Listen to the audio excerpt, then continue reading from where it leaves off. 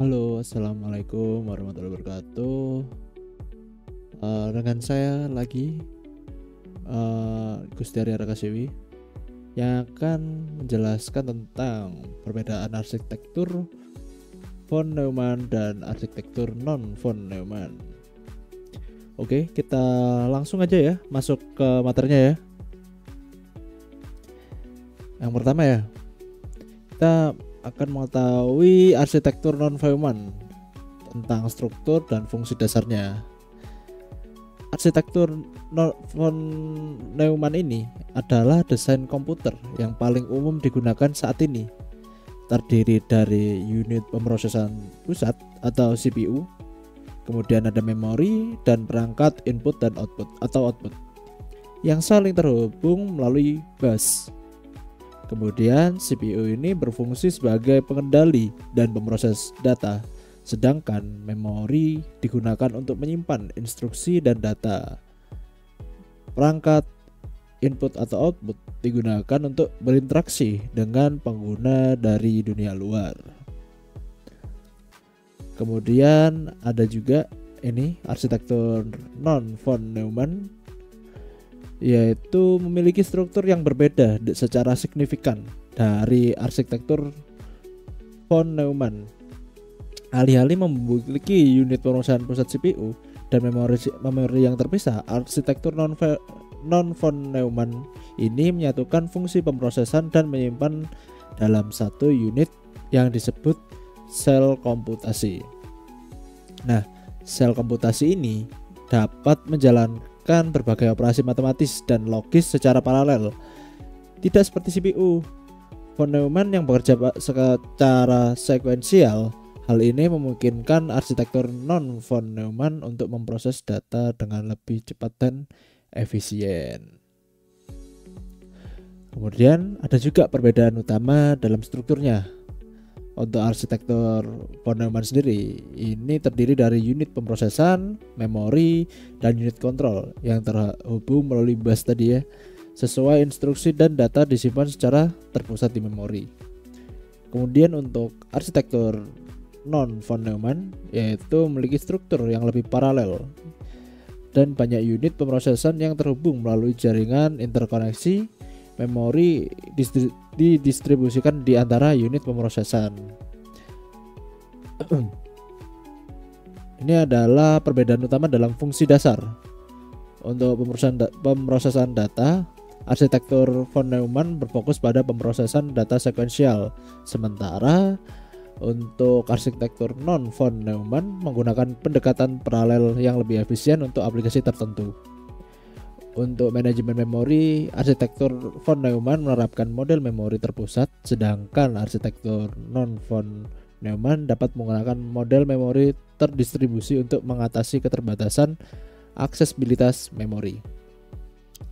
Kemudian untuk alur kontrolnya, arsitektur von Neumann ini menggunakan alur kontrol sekuensial, sedangkan arsitektur non von Neumann dapat menerapkan alur kontrol paralel atau non sekuensial untuk meningkatkan efisiensi dalam pemrosesan data.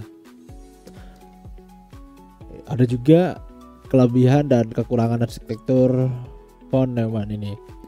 Dia memiliki kelebihan yang sederhana dan mudah untuk dipahami, menjadikan desain yang luas diadopsi dalam industri komputer, dan sangat efisien dengan pemisahan yang jelas antara unit pemrosesan, memori, dan input atau output. Arsitektur ini memungkinkan komputasi yang lebih efisien dan yang memiliki fleksibilitas cukup fleksibel dan dapat dimodifikasi untuk berbagai aplikasi dan kebutuhan komputasi. Untuk kelebihan dan kekurangan arsitektur non von Neumann, itu kelebihannya ya memiliki kemampuan pemrosesan paralel yang lebih baik, memungkinkan pengolahan data lebih cepat dan efisien. Untuk kefleksibelannya, itu tidak kaku dan memungkinkan desain yang lebih adaptif dan dapat disesuaikan dengan kebutuhan aplikasi yang berbeda-beda. Dia memiliki energi yang lebih efisien karena secara kerja yang lebih paralel. Arsitektur von Neumann dapat menggunakan energi yang lebih efisien dibandingkan model von Neumann tradisional. Tapi dia memiliki kekurangan. Kompleksitas yang lebih tinggi dalam perangkat keras dan perangkat lunak menyebabkan biaya pengembangan dan pemeliharaan yang lebih mahal. Aplikasi dan penggunaan arsitektur non von Neumann ini secara kecerdasan buatan itu menangani tugas-tugas kompleks seperti pengelolaan pola dan pembelajaran mesin. Untuk proses paralel kemudian itu memecah tugas menjadi bagian-bagian yang dapat dijalankan secara bersamaan. Kemudian secara perangkat khusus itu dioptimalkan untuk aplikasi tertentu seperti pemrosesan sinyal digital.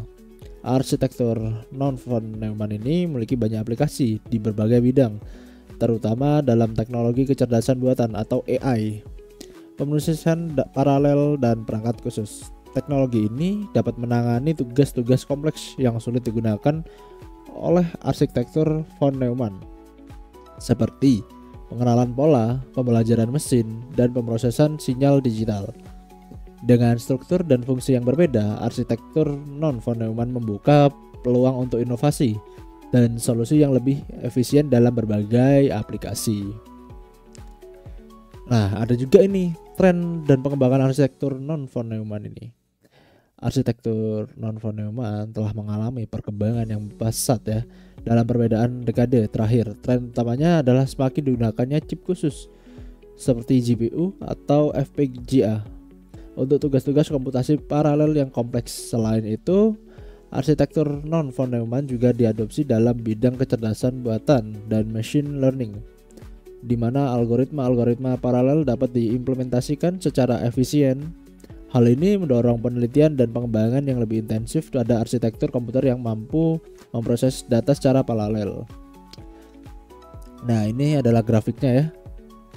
Ada tren untuk kecerdasan buatan atau AI, kemudian pemrosesan bahasa alami, ada visi komputer dan komputasi grafis. Inilah tren-trennya ya.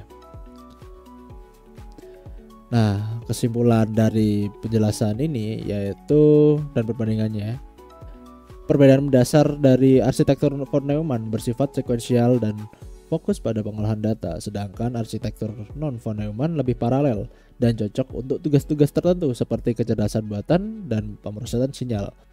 Ada juga keunggulannya dalam hal masing-masing, yaitu arsitektur von Neumann lebih efisien untuk tugas umum, sementara arsitektur non von Neumann unggul dalam aplikasi yang membutuhkan komputasi intensif. Sekian dari presentasi yang dapat saya sampaikan. Kurang lebihnya mohon maaf. Jika ada pertanyaan bisa disampaikan di kolom komentar atau kita diskusikan melalui WhatsApp group. Dan terima kasih telah mendengarkan. Selamat sore. Wassalamualaikum warahmatullahi wabarakatuh.